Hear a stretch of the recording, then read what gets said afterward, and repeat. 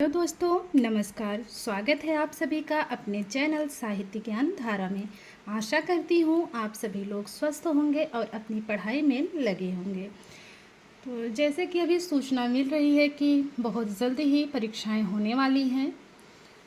वैसे तो ये हम लोग बहुत टाइम से सुन रहे हैं, लेकिन क्या पता इस बार हो ही जाए। तो हम लोगों को अपनी तैयारी जारी रखनी है, क्योंकि परीक्षा कभी भी हो सकती है। तो कवियों की श्रृंखला में बिना किसी देरी के आज हम लोग देखेंगे अमृतलाल नागर के बारे में। अमृतलाल नागर का समय 1916 से लेकर 1990 ईस्वी के मध्य माना जाता है। तो जितने लोग भी वीडियो देखते हैं सभी का बहुत बहुत आभार, बहुत बहुत धन्यवाद। क्योंकि कोई भी चैनल किसी एक व्यक्ति के द्वारा तो नहीं बन सकता, तो जितने भी लोग जुड़े हुए हैं चैनल से सभी का बहुत बहुत आभार, तहे दिल से धन्यवाद। अमृतलाल नागर का जन्म 17 अगस्त 1916 को गोकुलपुरा, आगरा, उत्तर प्रदेश में एक गुजराती नागर ब्राह्मण परिवार में हुआ। अमृतलाल नागर प्रेमचंद की परंपरा के कथाकार हैं। इन्होंने उत्श्रृंखल मासिक, चक्कलस पाक्षिक 1938 ईस्वी, शनिचर साप्ताहिक और नया साहित्य पत्रिका का संपादन किया। अमृतलाल नागर ने काफ़ी समय तक फिल्मों में भी कार्य किया है। अमृतलाल नागर ने प्रारंभ में मेघराज इंद्र के नाम से कविताएं लिखनी शुरू की। बाद में अपना नाम अमृतलाल नागर रख लिया। तो प्रारंभ में किस नाम से कविताएं लिखते थे?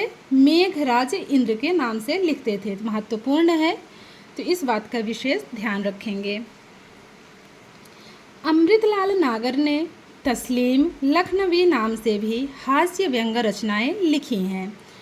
अमृतलाल नागर का सर्वश्रेष्ठ उपन्यास बूंद और समुद्र है। अमृतलाल नागर की जीवनी कथाशेष नाम से ज्ञानचंद्र जैन ने लिखी, जबकि कुमुद नागर ने अमृतलाल नागर की जीवनी वट वृक्ष की छाया में नाम से सन 2004 में लिखी। तो जितनी भी बातें इसमें हैं सब महत्वपूर्ण हैं और सभी परीक्षा की दृष्टि से बहुत ही महत्वपूर्ण हैं। तो जितनी भी बातें हैं हम लोग इसमें सब कुछ पढ़ते हुए देखते हुए चलेंगे। और आप लोगों से विनम्र निवेदन है कि आप लोग वीडियो को पूरा देखा करिए, क्योंकि इसमें वीडियो भगा के देखने जैसा कुछ भी नहीं है। अगर आप लोग वीडियो पूरा देखेंगे तो उससे ज़्यादा समझ में आएगा। हम लोग पहले विस्तृत पढ़ते हैं, उसके बाद प्रश्नोत्तरी के माध्यम से पढ़ते हैं, तो हमारा रिवीजन भी हो जाता है एक ही वीडियो में।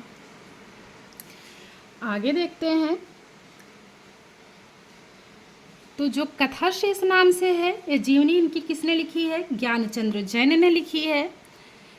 तो कथा कौन कहेगा? जो ज्ञानी लोग होंगे ऐसे कनेक्ट कर लेंगे, कथाशेष होगा ज्ञानचंद्र जैन का। और कुमुद नागर ने क्या लिखा है? वट वृक्ष की छाया में। तो वट वृक्ष मतलब वृक्ष की छाया में जो है, आजकल कौन रहना चाहता है? नगर भी रहना चाहते हैं। इतना ज़्यादा पॉल्यूशन हो गया है कि नगर भी अब क्या चाहते हैं कि वो वृक्षों की छाया में रहें। तो ऐसे कनेक्ट कर लेंगे। डॉक्टर रामविलास शर्मा ने अमृतलाल नागर के उपन्यासों को हिंदी के गैर मानक रूपों का पिटारा कहा है। अमृतलाल नागर का पहला उपन्यास महाकाल 1947 ईस्वी पुनः सन 1970 में प्रकाशित हुआ। तो जो इनका उपन्यास महाकाल है, पहले 1947 ईस्वी में प्रकाशित हुआ और फिर 1970 ईस्वी में प्रकाशित हुआ। तो इस बात का विशेष ध्यान रखेंगे। अमृतलाल नागर की लगभग सभी कहानियों का संकलन एक दिल हजार अफसाने नाम से सन 1986 में प्रकाशित हुआ। गदर के फूल 1957 ईस्वी अमृतलाल नागर की महत्वपूर्ण रचना है, जिसमें 1857 की क्रांति का सर्वेक्षण है। डॉक्टर शरद नागर और डॉक्टर आनंद प्रकाश त्रिपाठी ने अमृत मंथन नाम से सन 1991 ईस्वी में अमृतलाल नागर को साक्षात्कारों का संकलन प्रकाशित कराया। पुनः देखते हैं। डॉक्टर शरद नागर और डॉक्टर आनंद प्रकाश त्रिपाठी ने अमृत मंथन नाम से सन 1991 ईस्वी में अमृतलाल नागर के अत्र कुशल साक्षात्कारों का संकलन प्रकाशित कराया। आगे है अत्र कुशलम तत्रास्तु। समय है 2004 ईस्वी। अमृतलाल नागर एवं रामविलास शर्मा के व्यक्तिगत पत्राचार का संग्रह है।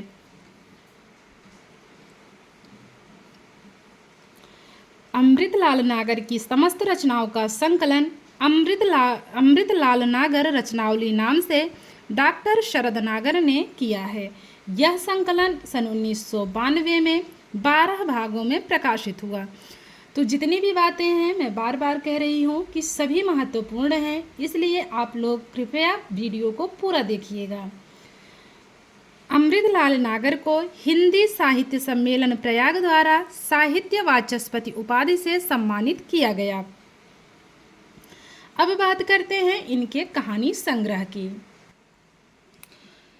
वाटिका अवशेष 1937, तुलाराम शास्त्री 1941 ईस्वी, एक दिल हजार दास्तां 1955 ईस्वी, एटम बम 1956, पीपल की परी 1963 ईस्वी, कालदंड की चोरी 1963 ईस्वी, भारत पुत्र नौरंगी लाल 1972 ईस्वी, सिकंदर हार गया 1982 ईस्वी। अब बात करते हैं इनके उपन्यास की।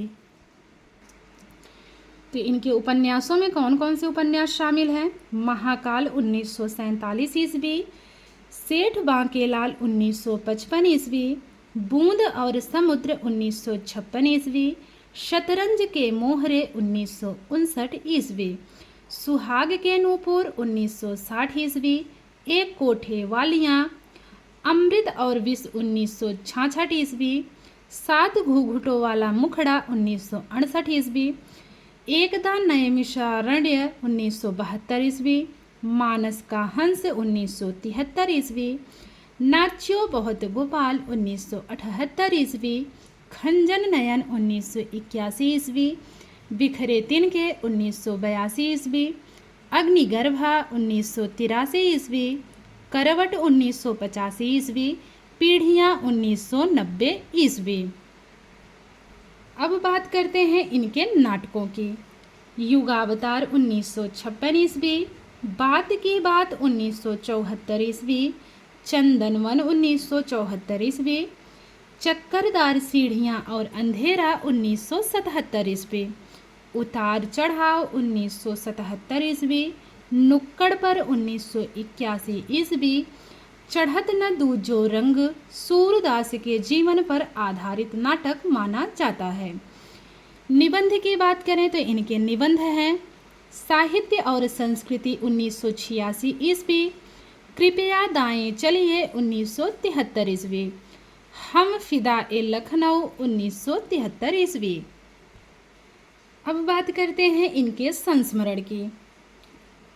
जिनके साथ जिया 1973 ईस्वी, अपने साहित्यकार मित्रों के संस्मरण इसमें इन्होंने शामिल किया। आत्मकथा, टुकड़े टुकड़े दास्तां। तो जो टुकड़े टुकड़े दास्तां है इनकी एकमात्र आत्मकथा मानी जाती है। अब बात करते हैं पुरस्कार एवं सम्मान की। साहित्य अकादमी पुरस्कार 1967 ईस्वी अमृत और विष उपन्यास के लिए दिया गया। सोवियत लैंड नेहरू पुरस्कार की बात करें तो 1970 ईस्वी में अमृत और विष उपन्यास के लिए दिया गया। तो इनको जो है अमृत और विष उपन्यास के लिए साहित्य अकादमी 1967 ईस्वी में और 3 वर्ष के बाद ही सोवियत लैंड नेहरू पुरस्कार दिया गया। तो इस बात का विशेष ध्यान रखेंगे। अब बात करते हैं अगले पुरस्कार की। उत्तर प्रदेश का प्रेमचंद पुरस्कार 1962-63 ईस्वी में सुहाग के नूपुर उपन्यास के लिए दिया गया। काशी नागरी प्रचारणी सभा का सम्मान इन्हें बूंद और समुद्र उपन्यास के लिए दिया गया। भारत भारती पुरस्कार इन्हें 1989 ईस्वी में हिंदी साहित्य की विशिष्ट सेवा के लिए प्रदान किया गया। तो ये थी इनके बारे में कुछ विस्तृत जानकारी। अमृतलाल नागर जी के बारे में।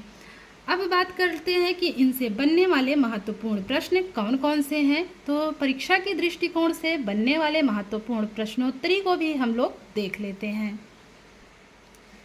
पहला प्रश्न है, अमृतलाल नागर का जन्म कब हुआ? 1914, 1916, 1915 या फिर 1913?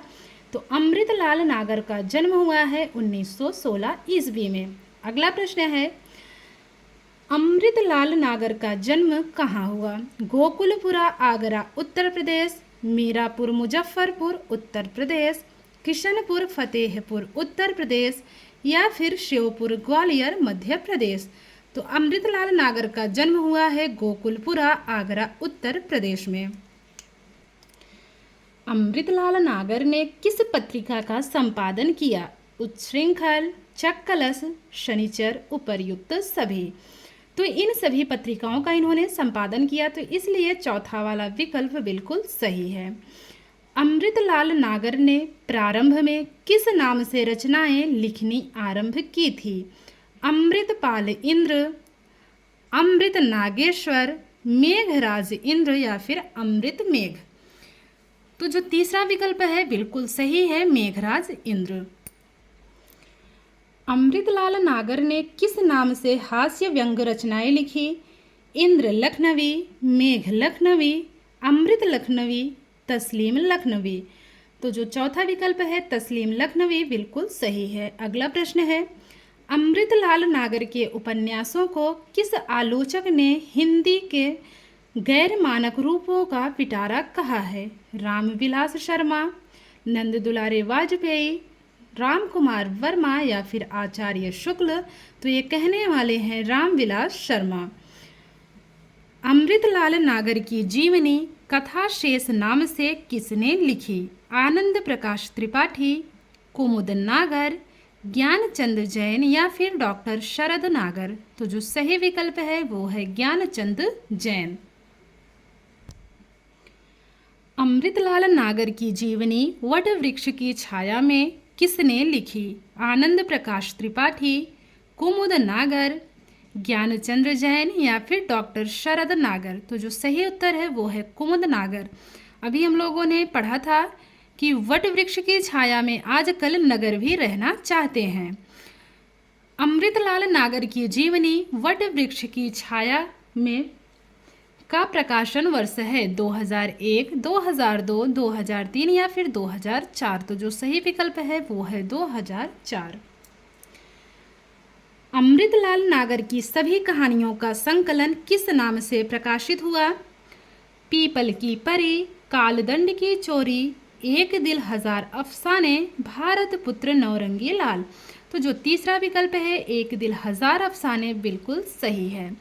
अगला प्रश्न है, अमृतलाल नागर की सभी कहानियों का संकलन एक दिल हजार अफसाने नाम से कब प्रकाशित हुआ? 1986, 1988, 1987 या फिर 1985? तो 1986 बिल्कुल सही विकल्प है।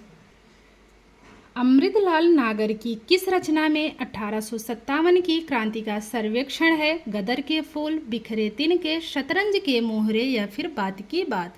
तो जो सही विकल्प है वो है पहला, गदर के फूल। अमृतलाल नागर के साक्षात्कारों का संकलन है अमृत मंथन, कालदंड की चोरी, एक दिल हजार अफसाने, भारत पुत्र नौरंगी लाल? तो वो है अमृत मंथन। अमृतलाल नागर के साक्षात्कारों का संकलन अमृत मंथन के नाम से किसने प्रकाशित कराया? आनंद प्रकाश त्रिपाठी, डॉक्टर शरद नागर, आ और बा दोनों या फिर कुमुद नागर? तो आनंद प्रकाश त्रिपाठी इसमें सही उत्तर है। रामविलास शर्मा और अमृतलाल नागर के व्यक्तिगत पत्राचार्य का संकलन कौन सा माना जाता है? अमृत मंथन, कालदंड की चोरी, अत्र कुशलम तत्रास्तु, कथा शेष? तो वो है अत्र कुशलम तत्रास्तु। तो तीसरा विकल्प बिल्कुल सही है।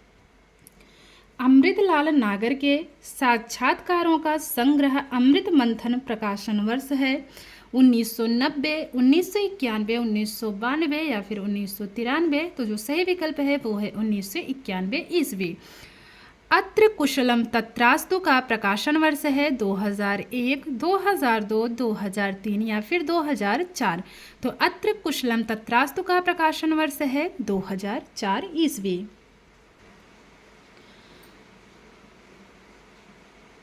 गदर के फूल का प्रकाशन वर्ष है 1956, 1957, 1958 या फिर 1959। तो जो सही उत्तर है वो है 1957 ईस्वी। अमृतलाल नागर की समस्त रचनाओं का संकलन अमृतलाल नागर रचनावली का संपादन किसने किया? आनंद प्रकाश त्रिपाठी, कुमुद नागर, ज्ञानचंद जैन या फिर डॉक्टर शरद नागर। तो जो सही विकल्प है वो है चौथा वाला, डॉक्टर शरद नागर। अमृतलाल नागर की समस्त रचनाओं का संकलन,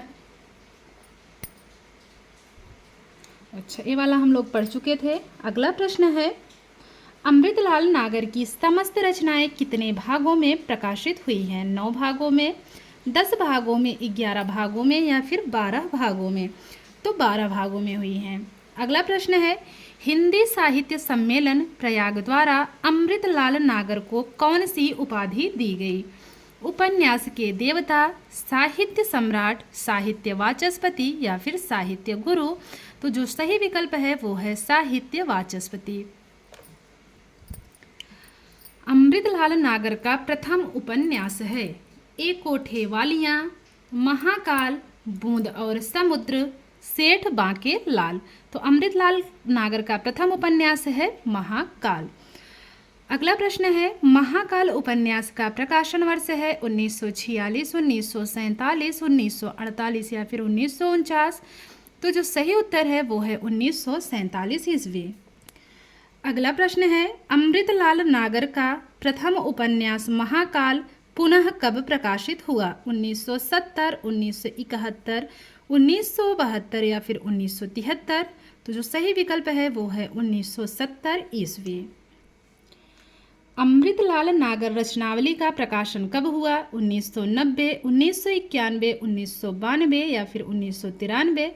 तो हुआ है 1992 ईस्वी में। अमृतलाल नागर का सूरदास के जीवन पर आधारित नाटक कौन सा माना जाता है?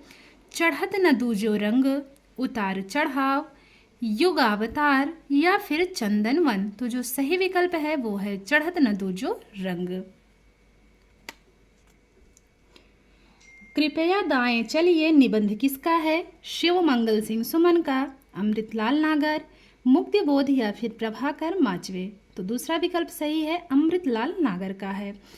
अगला प्रश्न है, अमृतलाल नागर का अपने साहित्यकार मित्रों के साथ बिताए क्षणों का संस्मरण है। जिन्होंने मुझे रचा, जिनके साथ जिया, कुछ नीति कुछ राजनीति, चेतना के बिंब? तो जो सही उत्तर है वो है जिसके साथ जिया।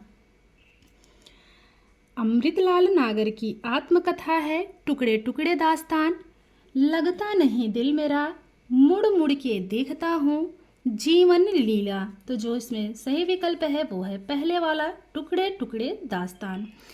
अमृतलाल नागर को साहित्य अकादमी पुरस्कार किस रचना के लिए मिला था? सुहाग के नूपुर, बूंद और समुद्र, अमृत और विष, मानस का हंस? तो वो है अमृत और विष। अमृत और विष के लिए इन्हें साहित्य अकादमी पुरस्कार मिला था और इसी के लिए ही इन्हें 1970 में क्या मिला था? सोवियत लैंड नेहरू पुरस्कार मिला था। और 1967 ईस्वी में साहित्य अकादमी पुरस्कार मिला था। आगे वही प्रश्न दिया भी है। अमृतलाल नागर को अमृत और विष उपन्यास के लिए साहित्य अकादमी पुरस्कार कब दिया गया? 1964, 1967, 1970 या फिर 1989? तो 1967 ईस्वी में दिया गया था। अगला प्रश्न है, अमृतलाल नागर को किस रचना के लिए सोवियत लैंड नेहरू पुरस्कार से सम्मानित किया गया? सुहाग के नूपुर, बूंद और समुद्र, अमृत और विष, मानस का हंस? तो जो सही विकल्प है वो है अमृत और विष। तीसरा वाला विकल्प बिल्कुल सही है। अमृतलाल नागर को सोवियत लैंड नेहरू पुरस्कार कब दिया गया? 1964, 1967, 1970 या फिर 1989? तो 1970 में दिया गया। अमृतलाल नागर को उत्तर प्रदेश का प्रेमचंद पुरस्कार कब दिया गया? 1962, 1967, 1970 या फिर 1989? तो 1962 में दिया गया। पहला विकल्प इसमें सही है। अमृतलाल नागर को काशी नागरी प्रचारणी सभा का सम्मान किस रचना के लिए दिया गया? सुहाग के नूपुर, बूंद और समुद्र, अमृत और विष, मानस का हंस।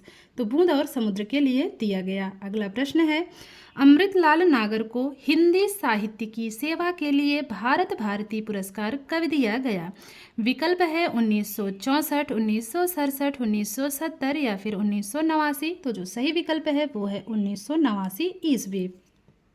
अगला प्रश्न है, इनमें से कौन सा उपन्यास अमृतलाल नागर का नहीं है? एकदा नैमिषारण्य, सती मैया का चौरा, एक कोठे वालियाँ, खंजन नयन।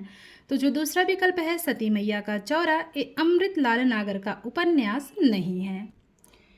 इनमें से कौन सा नाटक अमृतलाल नागर का नहीं है? आवाज की नीलाम, चढ़त न दूजो रंग, उतार चढ़ाव, चंदन वन। तो पहला वाला विकल्प सही है, ये अमृतलाल नागर का नाटक नहीं है।